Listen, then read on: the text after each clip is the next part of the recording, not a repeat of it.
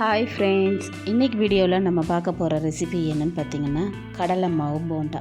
வாங்க ஃப்ரெண்ட்ஸ், எப்படி செய்யலான்னு சொல்லிட்டு வீடியோவில் போய் பார்க்கலாம். ஃபஸ்ட்டு இந்த ரெசிபி செய்கிறதுக்கு 1 கப் அளவுக்கு கடலை மாவு எடுத்துருக்குறாங்க. அதை இப்போ நம்ம சேர்த்துக்கலாம்.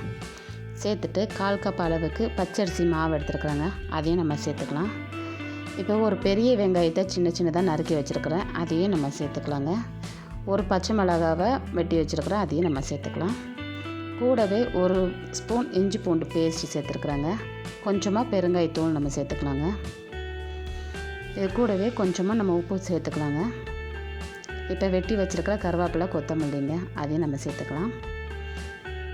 சேர்த்துட்டு 1 ஸ்பூனுக்கு கம்மியாக தனி மிளகாய் தூள் சேர்த்துருக்காங்க. கொஞ்சமாக ஆப்ப சோடாவும் சேர்த்துருக்குறாங்க.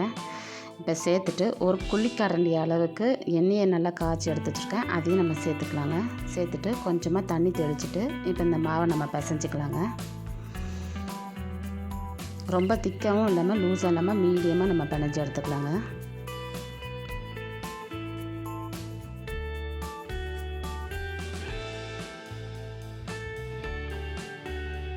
இடையில கொஞ்சமாக நம்ம தண்ணி தெளித்து பிசைஞ்சிக்கலாங்க.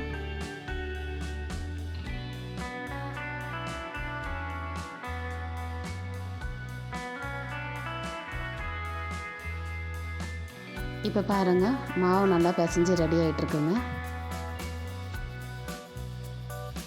இப்போ ஒரு கடாயில் தேவையான அளவுக்கு எண்ணெயை சேர்த்துட்டு நல்லா காய வச்சுருக்குறாங்க. இப்போ நம்ம சின்ன உருண்டைகளை நம்ம போட்டுக்கலாங்க.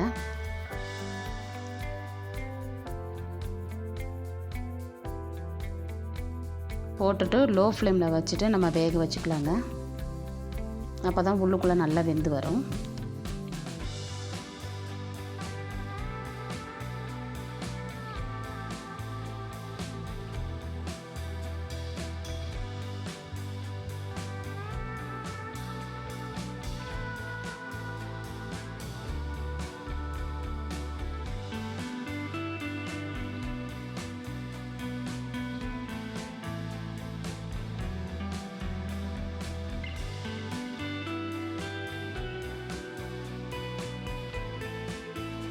இப்போ பாருங்கள், இப்போ இது நல்லாவே வந்திருக்கு. கலரும் நல்லா கோல்டன் கலரில் வந்திருக்கு.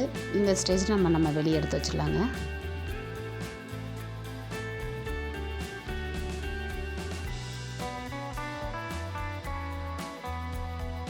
இப்போ இதே மாதிரியே நம்ம அடுத்த பேட்சும் போட்டு பொரிச்சு எடுத்துக்கலாங்க.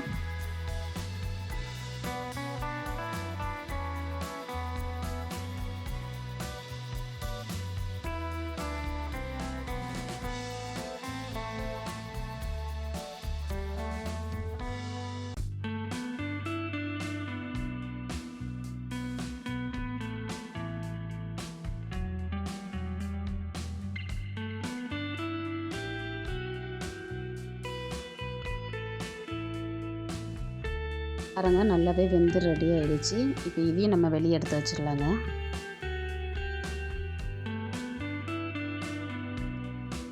அவ்வளோதான் ஃப்ரெண்ட்ஸ், இப்போ நம்ம ரெடி பண்ணி வச்சுருக்க கடலை மாவு போண்டா ரெடி ஆகிடுச்சு.